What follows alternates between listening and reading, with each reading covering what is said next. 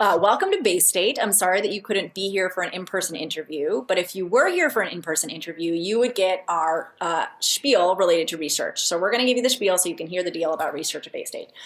So the spiel that I give people is basically that research in the emergency department at Baystate has really come a long way in the last few years. It used to be that we didn't have a ton of funded research, and we didn't have a ton of people doing research, and we didn't have a big research infrastructure, and we've grown quite a bit.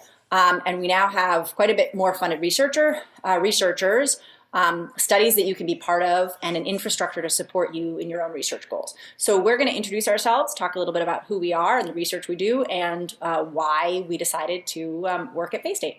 Why don't we start with Dr. Westifer? Hey, I'm Lauren Westford, and I am what is referred to as a Baystate lifer.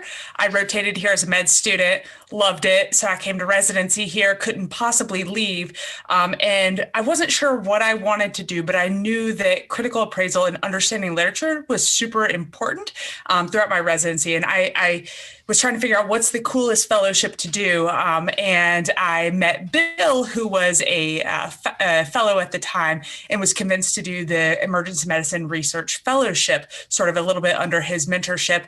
And so I did that, and now I am faculty. And I do research related to all kinds of things, but pulmonary embolism is one of the ones. And then implementation science, which is basically getting doctors and clinicians to do the most evidence-based practice, often takes like 10 to 15 years. We're trying to narrow that down a little bit less.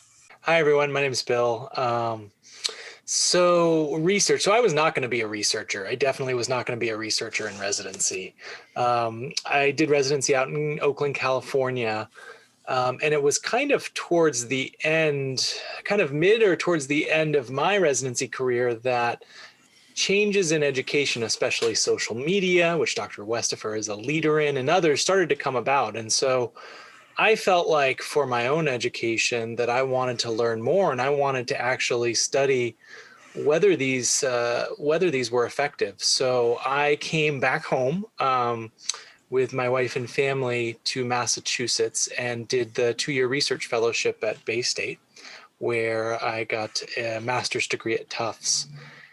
It was around that same time that I think, as part of my prior training, that we kind of really recognized the burden of opioid use disorder and overdose that was increasing. And so, as I kind of developed as a researcher, I kind of combined what I liked in education and working with providers with actually addressing opioid prescribing and then transitioning to opioid use disorder. And so that's my area of research right now. And it is really, it has really been fulfilling. And I think, to answer Elizabeth's question, why choose Baystate? It is exactly because I get that opportunity. I get first the opportunity to work with amazing co-researchers like Lauren and Elizabeth. I also get not only the infrastructure to do research, but the flexibility to combine clinical aspects. So as part of my research, I'm able to do things clinically, like work, with our Suboxone program and help to develop other clinical initiatives that are related to that research. So I think having that flexibility to really combine and weave both research and clinical medicine together is a really unique thing about Baystate. I'm Elizabeth Schoenfeld. I was recently named the Vice Chair of Research at Baystate. I have been here for 10 years, and when I actually came from an ultrasound fellowship. And I did some research in residency, and I really liked research, but I didn't actually know about research fellowships, and I sort of thought I would just do some research along with the other stuff I was doing, and I very quickly realized that I actually really like research and I like answering these questions that we all have. So then I did a version of the research fellowship that both Lauren and Bill have done, and just to tout some of our statistics for a moment, before we all started over the last 10 years, our department had never had a K award. And since then, each of us has had some version of a K award, which has been really fabulous for us and for the department to get everyone involved in research. So my research is on shared decision making and a couple of different aspects of shared decision making. And then more recently, I've moved into a little bit more of social emergency medicine, and I'm very happily working on some buprenorphine stuff with Bill and Lauren as well. And my name is Matt. I'm a second-year resident in the program here at Baystate, so I'm your resident perspective on research. I got interested in research kind of as a box checking thing when I was applying to medical school, and then turned out that I actually really enjoyed it. So during med school, I took a year off between third and fourth year to do a master's in clinical research methods and get interested more in data science and how to properly conduct research. My specific research interest areas are mostly pre-hospital medicine, especially like emergency cardiology and resuscitation. What I really appreciate about the research here at Baystate is that because we have like a decent amount of resources. And the great thing as a resident, like a learner, is that you actually have access to them. So I did medical school at a very large, well-known research academic institution on the West Coast. And like med students and residents just didn't get access to any of the like vast research resources that were available. Those were all kind of like reserved / hoarded by the faculty.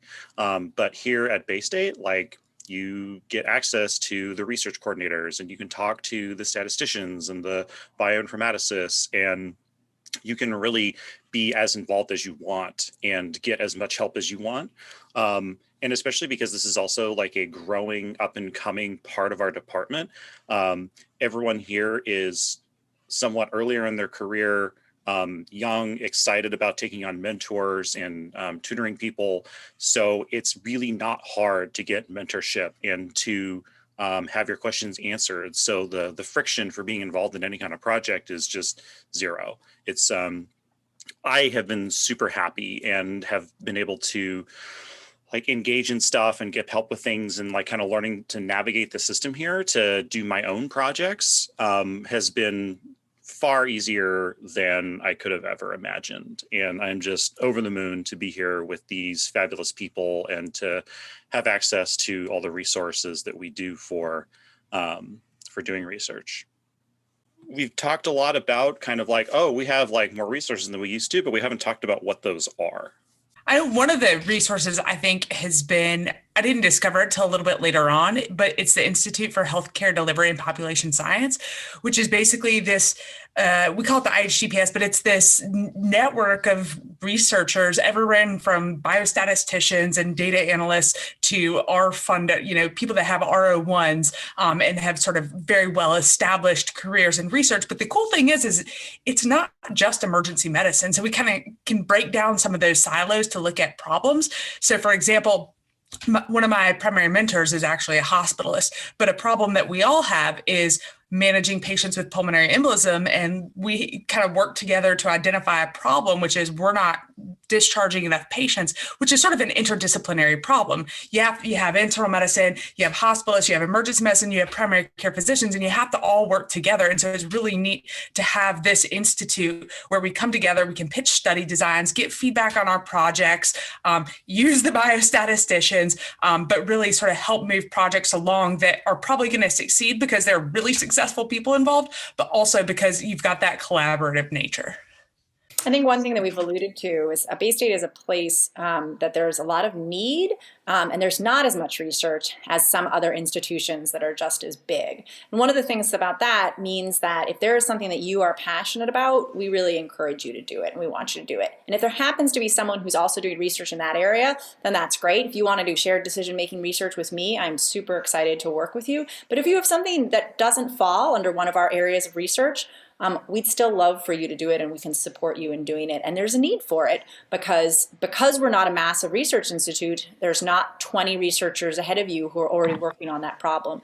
And we can give you the support to be the person that works on it. So there's opportunities for you to plug yourself into our research and there's opportunities for you to explore your own ideas as well. Yeah, I mean, for example, there wasn't really an EMS research person, and I've kind of become that person. And I mean, it's been great because it's not like no one's been trying to say, oh, you can't do that because you're a resident. It's just like, oh, that's what you want to do. Great. Like we need that. So you can do that and you can have like all the resources to do that. And it's just been amazing. One of the shout outs I'll give is to our to research coordinators.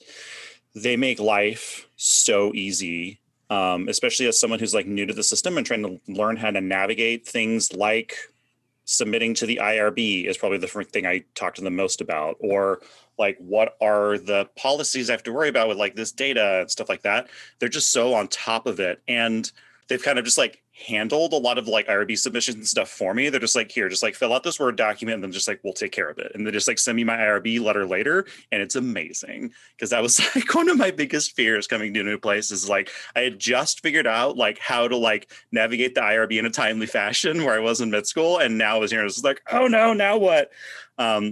But there's all these amazing people that can help plug you in with just like navigating stuff and not having to worry about not worrying so much about the logistics of doing the research, and actually to just like get down to like answering the questions you're interested in. I think that brings up a good point as far as, who would be folks that maybe wouldn't fit or maybe would think kind of maybe Baystate wouldn't work for their research need. And I'd say there are a few. I'd say if you're heavily invested in bench research or biomedical type of research, then we don't quite have that infrastructure. If you're someone whose project and research path is so specific that you need to be in a place with the one or two experts, then you need to be at that place with those one or two experts. But I think that's not the majority of applicants, and that's not the majority of emergency medicine, right? You're coming in primarily to residency to be trained as an emergency physician.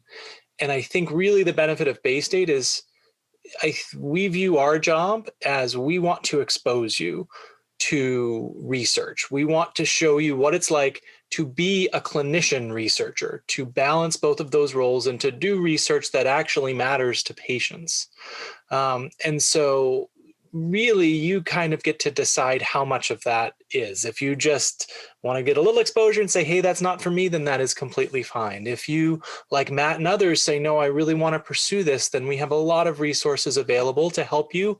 And we have a fellowship afterwards where then you can devote a significant amount of time to really develop your resources. So I think that's the majority of people. And I really like that balance about here. Yeah, so I'll plug that also from the resident perspective is that these three are always presenting at conference. We have like an ongoing series of, a combination of journal club and something we call Stats Are Fun, where we talk about statistics, methodology, and really where the rubber meets the road in interpreting and reading literature. And so that's just a core part of the curriculum, like as it should be. But in terms of what you have to do a scholarly project because that's an ACGME requirement. But there is a very broad scope of what can count as a scholarly project. So if you kind of want to do something else that may or may not result in an abstract submission, possibly, but not really because research isn't your thing, that's fine. You can do as little research as possible. Or if you're like me and you want this to be a significant part of your career, you can dive in and that's available to you as well. And I will say this about the mentorship, because like I said, this is like full of like young, like earlier in their career, excited faculty members, is that especially coming in like as a resident who was like very specifically interested in research, like during my intern year, I sat down with both Elizabeth and Bill to talk about like where my background was and what my experiences were and kind of what I wanted to do with research. And we talked for like at least an hour, I think. And then, they helped me identify like, okay, well, you need to work on this kind of stuff because that's where your CV's light. And let's get you plugged in with this person. You need to do this. And I remember walking out of that meeting just being like blown away and like a little bit emotionally overwhelmed, because it was the first time that I really felt like I was supported in doing something instead of having to fight for it. And that it was so easy to get like the career support to go in the direction I wanted. And I walked out of the meeting feeling like, oh my gosh, like this could actually happen. I could actually do what I want to do. And it's not going to be just like this constant uphill battle, because like I have people that are on my side and want to like take me under their wing. And that's just been incredible. So to add to that, I will say, I think if I count as a successful researcher for my stage, which I guess I do, I think what you need to be a successful researcher is perseverance and support, right? And if you have those two things, particularly here, then you can do it. You can't do it alone, which is the support, and you can't do it if you give up. But it doesn't take some you know, the people you're looking at are actually brilliant people, but it doesn't actually take their brilliance to get them that K. It took perseverance. It took submitting it, and for most of us, resubmitting it, not all of us, red hair guy. But you know, you submit it, you resubmit it, you might change it, you know, perseverance and support. And we love research. We're super interested in bringing more research to Baystate. And so if you have the perseverance, we will get you the support. If this is something you want to do, we will all make it happen together, because that's what we want as well. And we want to see you succeed. And I think that that is my favorite part about this job, is that like, that's my primary goal, is to see this group succeed. And it's been really fun to watch it happen and to be part of it.